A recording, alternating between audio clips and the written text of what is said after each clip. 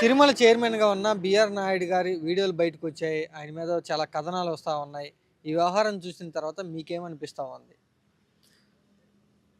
రాష్ట్రంలో ఆ రోజు వైఎస్ జగన్మోహన్ రెడ్డి గారు అధికారంలో ఉన్నప్పుడు శ్రీవారి నిత్య పూజారిలాగా వ్యవహరించే వైవి సుబ్బారెడ్డి గారికి, అదేవిధంగా ఆయన నామస్మరణం చేయింది ఇంట్లోంచి బయటికి రానిటువంటి తిరుపతి అప్పటి ఎమ్మెల్యే భూమన కరుణాకర్ రెడ్డి గారికి చైర్మన్ పదవులు ఇవ్వటం జరిగింది.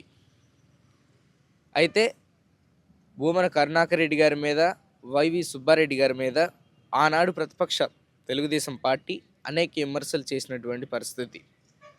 ఈరోజు మరి ఆ వీడియోలు అనేది, ఆ ఫోటోలు అనేది బిఆర్ నాయుడు గారి గౌరవ టీటీడీ చైర్మన్ గారు ఆయన. అదేవిధంగా గతంలో కూడా ఈ మధ్య రీసెంట్గా కూడా ఒక ఇంటర్వ్యూలో ఏదైతే భారతమ్మ గారిని కూడా ఆయన హేళన చేసి మాట్లాడినటువంటి పరిస్థితి. భారతికి లడ్డిస్తే ఆమె పక్కన పడేసింది అని ఆమె మీద నిందేసే కార్యక్రమం ఎప్పుడు కూడా కూటమి ప్రభుత్వం వైఎస్ జగనన్న హిందూ కాదు, హిందూ ఓట్లు దూరం చేయాలనే ఒకే ఒక భావంతో ఈ కూటమి ప్రభుత్వం అధికారంలోకి వచ్చినప్పటి నుంచి కూడా ఆయన మీద అనేక నిందలేస్తున్నారు.